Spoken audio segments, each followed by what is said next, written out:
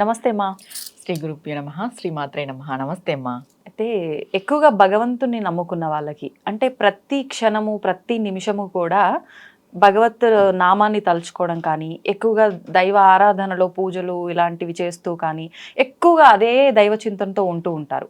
అటువంటి వారికి ఏదైనా ఆపద కలిగింది అనంటే ఎవ్వరు లేని కారడవిలో అయినా సరే భగవంతుడు ఒక మానవ రూపం దాల్చి వాళ్ళకి సహాయం చేయడానికి వస్తాడు అని చెప్పి పెద్దవాళ్ళు అంటుంటే విన్న సందర్భాలు కొన్ని ఉన్నాయి. నిజంగా ఇది నమ్మొచ్చు అంటారా? ఏదో అంటే మనం ఎక్కువగా దైవ చింతనతో ఉండాలని ఒక ఉదాహరణగా చెప్తే వినటానికి బాగుంది కాబట్టి మనం ఆచరిస్తామని చెప్పిన విధానం అంటారా?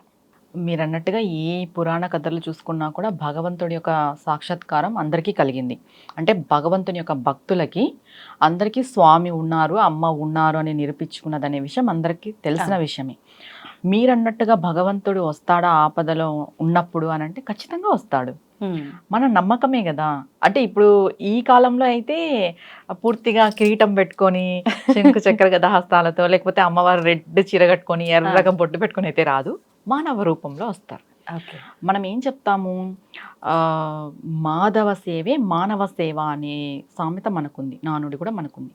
అంటే నువ్వు ఎప్పుడైతే మానవునికి సేవ చేస్తావో మాధవుడు ఆటోమేటిక్గా నిన్ను కరుణిస్తాడు. ఇంకొకటి, మాధవుడు రావాలి అనుకుంటే మానవ రూపేనే వస్తాడు. సాక్షాత్తుగా నువ్వు వచ్చినా నువ్వు నమ్మవు. నన్ను చూసేకి శంకు చక్రాలు పట్టుకొని కిరీటాలు పెట్టుకొని నారాయణుడు వచ్చాడా లేదని నమ్మము అనిపిస్తుంది. ఎదురుగా వచ్చి ఉన్నా కూడా మనం నమ్మము. ఏం డ్రామా కంపెనీ వచ్చినాడేమో నాటకాలు, అంతే అంతే. వాస్తవం చెప్పాలంటే నాటకాలు వేస్తూ ఏ డ్రామా కంపెనీ నుండి వచ్చి నా ముందు నిలబడ్డారని ఖచ్చితంగా ఈ జనరేషన్ లో అనుకుంటారు. కలియుగం భగవంతుడు కలియుగం అది. అందుకే భగవంతుడు నేనంతకు నేను పోయి నేను ఎందుకు ఇది కావాలి అని చెప్పేసి మానవ రూపంలో వస్తాడు. ఇప్పుడు మానవ రూపంలో అంటే నాకు ఒకటి అడగాలనిపిస్తుంది, అది మనకు తెలిసిన వ్యక్తి రూపంలో వస్తారా, అసలు మనకు తెలియని వ్యక్తి రూపంలో వస్తారా? ఏ విధంగా అయినా రావచ్చు విజితమ్మ. అంటే ఇక్కడ తెలిసిన, ఇప్పుడు నీకు ఏదైనా కష్టం వచ్చింది, నీ ఫ్రెండే నీకు సహాయం చేశాడు అంతటి కష్టంలో, ఆ ఫ్రెండ్ నీకు దేవుడు అవుతారా కాదా ఆ సమస్య తీర్చడానికి? ఇంకా తెలియని వ్యక్తులు ఎలా ఉంటుంది అంటే, నాకు జరిగిన సంఘటన, స్వయంగా మాకు జరిగిన సంఘటన ఏంటి అంటే, మేము ఒక టైం టూర్ వెళ్ళామన్నమాట. ఒక 4 years బ్యాక్ వెళ్ళాం.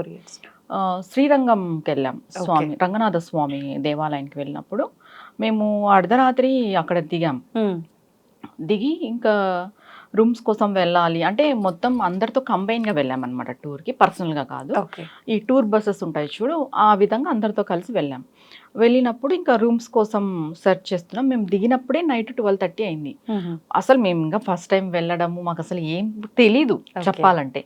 సరే ముందర ఎవరైనా అడుగుతూ వెళ్దాము రూమ్స్ ఉన్నాయేమో అని కాస్త ముందుకు వచ్చేస్తే ఇంకా చిమ్మ చీకటి, స్ట్రీట్ లైట్స్ కూడా లేవు. ఆటోలు అయితే ఉన్నాయి ఆ ప్రాంతంలో, కానీ డ్రైవర్స్ లేరు. ఆటోలు ఖాళీగా, ఆటోలు ఒక్కటే నిలబడుకొని ఉన్నాయి. ఎవరైనా అడుగుదామంటే సరే ఇంక ఇట్లనే లోపలికి వెళ్దాము చూద్దాము. ఒక పెద్ద ఆర్చ్ ఉన్నింది, ఆర్చ్ దాటుకొని లోపలికి వెళ్ళాం. మొత్తం గుడి ప్రాంగణమే.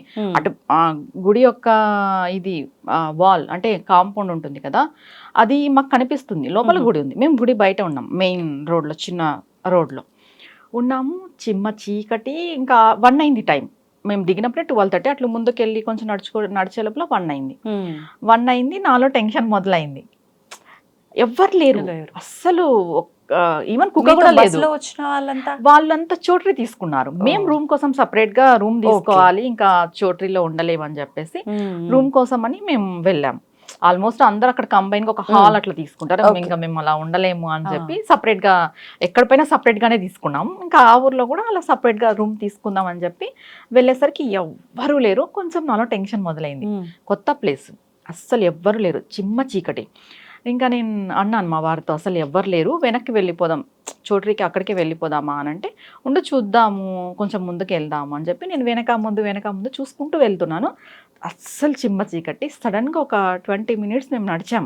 20 minutes అంటే అక్కడికి 1:20, 1:30 అయి ఉంటుంది టైం. నేను టక్కని వెనక్కు తిరిగి చూశాను. ఒక కుక్క, ఒక ఆయన సడన్గా కనిపించారు. మేము వచ్చిన రూట్ లో ఎవ్వరు లేరనే విషయం మాకు తెలుసు. అప్పటికే మీరు భయంతో ముందుకి వెనక్కి చూస్తూ ఎవ్వరు కనపడలేదు. సడన్ గా వెనక్కి తిరిగేసరికి ఒక ఆయన, ఒక కుక్క వచ్చారు. ఆయన అప్పుడు ఆయన చూసిన తర్వాత నాకు ఇంకా టెన్షన్ అయింది. అంటే ఎవరో కొత్త ప్లేస్, ఇప్పుడు జరుగుతున్నవి అన్ని మనం అవునవును. చూస్తున్నాం గత 5 ఏళ్ళుగా ఏమేమి జరుగుతున్నాయి అనేది. ఇంకొక టెన్షన్, ఇంత చిమ్మ చీకట్లో ఈయన కుక్కను పట్టుకొని వచ్చాడే అనేసి అదొక భయం, ఆ కుక్క కరుస్తుందేమో అని ఇంకొక భయం. ఎంత భయం అంటే నిజంగా, అంటే కొన్ని ప్రాంతాలకు వెళ్ళినప్పుడు, అంటే ఆ అరణ్య గోచారం అంటాం చూడు, అలాంటి పరిస్థితి అలా అది చెప్పాలంటే. ఇంకా అప్పుడు ఆయన వచ్చారు మా దగ్గరికి. ఇంకా వస్తే మా వారిని చూసి తల ఊపాడు అనమాట. మాకు లాంగ్వేజ్ రాదు.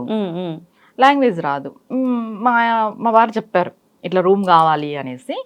ఆయన ఏం మాట్లాడలేదు, నేను ఇప్పిస్తాను అన్నట్టుగా సైగ చేస్తారు. లాంగ్వేజ్ ప్రాబ్లం కాబట్టి ఆయన ఒక మాట కూడా మాట్లాడలేదు. జస్ట్ నేను ఇప్పిస్తానని ఆయన మా ముందు, కుక్కను ఆయన వెళ్ళి మా ముందు.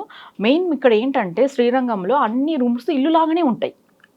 ఏది అది స్టేయింగ్ ప్లేస్ అంటే ఏది లాడ్జో ఏది రూమ్ అనే విషయం కూడా మనకు తెలీదు. ఇల్లులో అనే ఇల్లు లాగానే ఉంటాయి అన్ని అక్కడ. అది మెయిన్ మనకు కన్ఫ్యూజ్. ఆయన వచ్చేసి ఫస్ట్ పోయి 2 ఇల్లు డోర్ తట్టినాడు, కానీ మేము అనుకున్నాం ఇల్లులు అవి అని. ఈయన ఏంటి పడుకున్న వాళ్ళని పోయి లేపుతున్నాడు అనిపిస్తుంది కదా ఎవరికైనా కూడా. అంటే ఆ తర్వాత తెలిసింది, ఇక్కడ స్టేయింగ్ రూమ్స్ ఇల్లులాగా ఉన్నాయి అని. 2 లేవు అని చెప్పారు ఆయన. మళ్ళీ ఇంకా మేము అనుకున్నాం దొరకవేమో అనేసి. నాకు ఒక టెన్షన్, ఈయన ఎవరో ఎందుకులే మనకి అన్నట్టుగా ఇదొక టెన్షన్.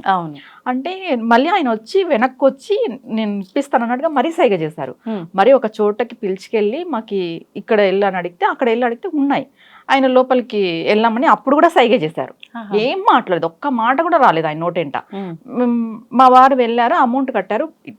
జస్ట్ స్టెప్స్ దిగి ఆయనకి ఏమైనా అమౌంట్ ఇద్దాం, ఈ టైంలో వచ్చి హెల్ప్ చేస్తారు కదా అని చెప్పి వెనక్కి వెళ్ళి మేము చూస్తే కుక్క లేదు, ఆయన లేరు, ఇద్దరు లేరు. అప్పుడు మేము ఫిక్స్, ఇంకా వచ్చింది సాక్షాత్తు రంగనాథ స్వామి మాకు ఈ టైంలో హెల్ప్ చేయడానికి. అంటే నా మనస్సులో అమ్మని తలుచుకుంటున్నాను, ఏంటమ్మా ఇంత చీకట్లో ఇట్లా పెట్టేశావు, ఇది ఎటైలలో కూడా తెలీదు ఏం పరిస్థితి అని.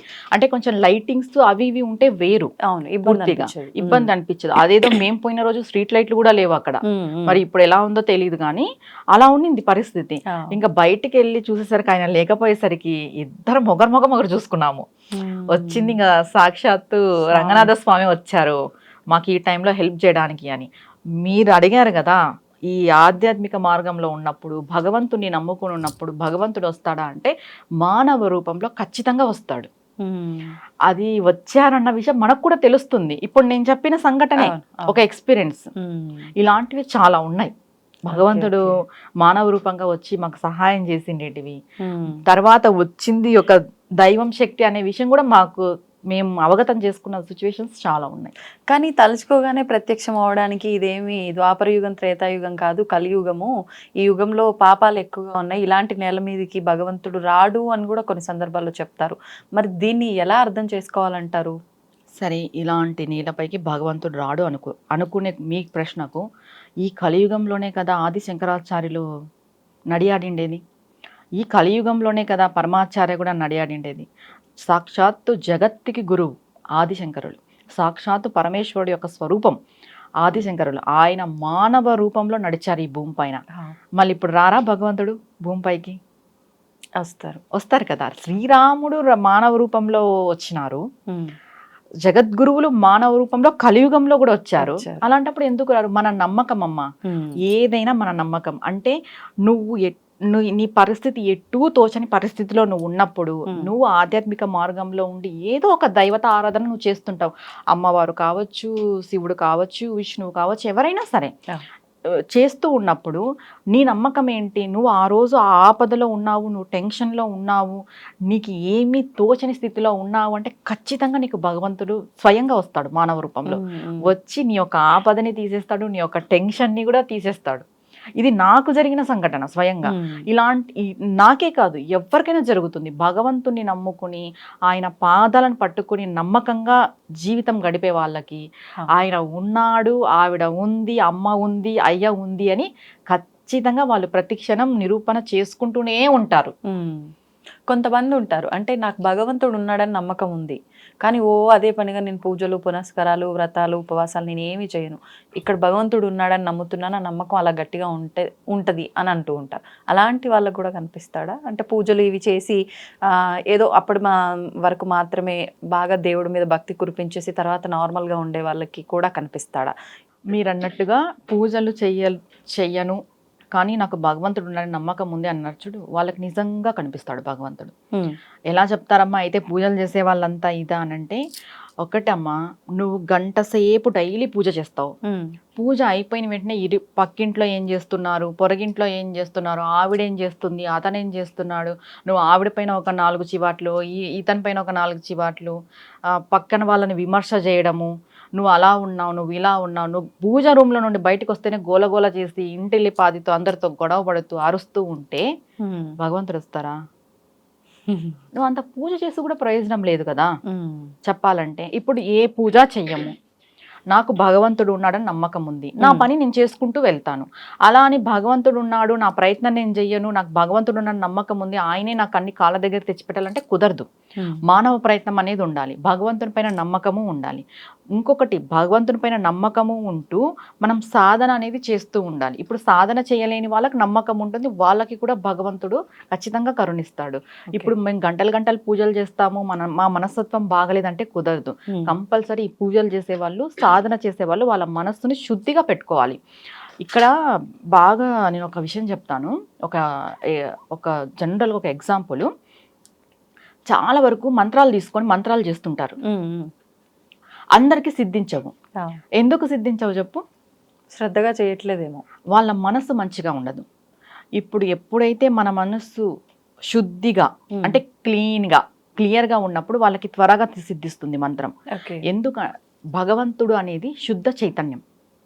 ఈ శుద్ధ చైతన్యం యొక్క మంత్రాన్ని కానీ మనం తీసుకున్నప్పుడు నీ మనస్సు శుద్ధంగా ఉండాలి. ఎప్పుడైతే శుద్ధంగా ఉంటుందో, అంటే క్లీన్గా ఉంటుందో, ఆటోమేటిక్గా ఆ మంత్రం నీకు సిద్ధిస్తుందో, ఆ మంత్రం యొక్క శక్తి నువ్వు తెలుసుకుంటావు. ఇక్కడ దీన్ని బట్టి ఏం అర్థమవుతుంది? నువ్వు గంటలు పూజ చేసి గంటలు సాధన చేసినా నీ మనస్సు బాగలేనప్పుడు నీకు భగవంతుడి యొక్క సాక్షాత్కారం కలుగుతుందని నమ్మకం లేదు. ఏదైనా పూర్వజన్మ సుకృతం ఉంటే తప్ప. నువ్వు ఏ పూజ చెయ్యవు కానీ నీకు నమ్మకం ఉంది భగవంతుడు ఉన్నాడు అని, నీ పని ఏదో నువ్వు చేసుకుంటున్నావు, నువ్వు పక్క వాళ్ళకి హాని చేయవు, నువ్వు ధర్మంగా ఉన్నావు, నువ్వు పక్క వాళ్ళకి ఇంకా సహాయం చేస్తున్నావు, నీకు భగవంతుడు ఉన్నాడని నమ్మకము ఉంది, నువ్వు పూజలు చేయకపోయినా కూడా నీకు ఖచ్చితంగా భగవంతుడి యొక్క సాక్షాత్కారం కలుగుతుంది. ఇక్కడ ఏంటంటే మనం ఏం చెప్తాము, మంచి చేయకపోయినా పర్వాలేదు, చెడు చేయకూడదు అని చెప్తాం. ఇప్పుడు నువ్వు పూజలు చేస్తాను, పునస్కారాలు చేస్తాను, దీంతో పాటు చెడు కూడా చేస్తాను అంటే భగవంతుడు ఎట్లా సాక్షాత్కరిస్తాడు? నువ్వు ఏ పని చెయ్యవు, నీకు నమ్మకం ఉంది దేవుడు ఉన్నాడని, మరీ మంచిది. అట్లాంటి వాళ్ళకి ఇంకా త్వరగా కనిపిస్తాడు. అంటే కనిపిస్తాడు అంటే నేను అన్నట్టుగా శంకు చక్రాలు పట్టుకునే కాదు, మానవ రూపంలో వాళ్ళకి ఏదైనా సమస్య వచ్చింది అంటే ధర్మంగా బతికే వాళ్ళకి, భగవంతుడు ఉన్నాడని నమ్మకంతో ఉండే వాళ్ళకి ఖచ్చితంగా భగవంతుడి యొక్క సాక్షాత్కారం మానవ రూపంలో జరుగుతుంది. నాలాగా ఎంతో మంది సాధకులు, ఉపాసకులు ఎక్స్పీరియన్స్ చేస్తారు, చేసి ఉంటారు కూడా. ఇదేం అంటే అందరికీ జరగదు, కొందరికి జరుగుతుంది అని ఎందుకు చెప్తారు అని అంటే వాళ్ళ యొక్క నమ్మకం. ఇప్పుడు ఆ రోజు నేను అర్ధరాత్రిలో ఉన్నాను, నేను అమ్మవారిని నమ్ముకున్నాను, నేను అమ్మవారిని అనుకున్నాను, ఏంటమ్మా ఇది పరిస్థితి, నాకు టెన్షన్ అయితే చాలా ఉంది. ఆ రోజు నేను చాలా టెన్షన్ పడ్డాను. ఆ నైట్లో నేను టెన్షన్ పడుతున్నా, ఏంటమ్మా అనేసరికి అమ్మవారు ఏం చేశారు, ఒక అతన్ని పంపించారు. అక్కడ నేనున్న ప్రాంతం ఏది, రంగనాథ స్వామి దేవాలయం. నేనేమనుకున్నాను, అమ్మవారు రంగనాథ స్వామిని పంపించింది స్వయంగా మానవ రూపంలో అనుకుంటున్నాను. అంతే కదా. ఆ టైంలో మాకు వచ్చి ఆయన ఎవరో కూడా తెలీదు, మాకు వచ్చి ఇల్లు తట్టినాడు ఆయన, మాకు రూమ్ ఇప్పించాలని. 2-3 ఇల్లులు తట్టిన తర్వాత లాస్ట్ మాకు కన్ఫర్మ్ అయింది. ఆయనకేం అవసరం, అడిగితేనే సహాయం చేసే మనుషులు. అది మనుషులు సహాయం చేయరు, భగవంతుడు ఖచ్చితంగా సహాయం చేస్తాడు.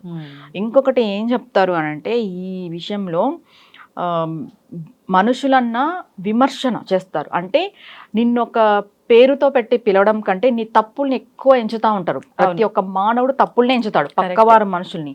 భగవంతుడు అలా కాదు, నిన్ను పేరుతో పెట్టి పిలుస్తాడు. నువ్వు ఎన్ని తప్పులు చేసినా తన తప్పుల్ని చూడు, నీలో ఒక జీవుని చూస్తాడు, నిన్ను చూస్తాడు. కానీ మనం ఏదైనా ఇండ్లలో పొరపాటు చేసామనుకో, ఇండ్లలో వాళ్ళని క్రిటిసైజ్ చేయడము, అనడము, ప్రతి ఒక్కరు నెగిటివ్ పాయింట్సే చూస్తారు మానవులు. భగవంతుడు నెగిటివ్ చూడు. ఎప్పుడు నువ్వు పాజిటివ్గా మారుతావా, ఆ క్షణం నీకు ఎప్పుడు వస్తుందా, ఆ క్షణం నీకు ఎప్పుడు ప్రసాదించాలా, నీ కర్మ తెగిపోతేనే నువ్వు పాజిటివ్గా మారే క్షణం ఎప్పుడు వస్తుందా అని భగవంతుడు వెయిట్ చేస్తూ ఉంటాడు నిన్ను మార్చడానికి.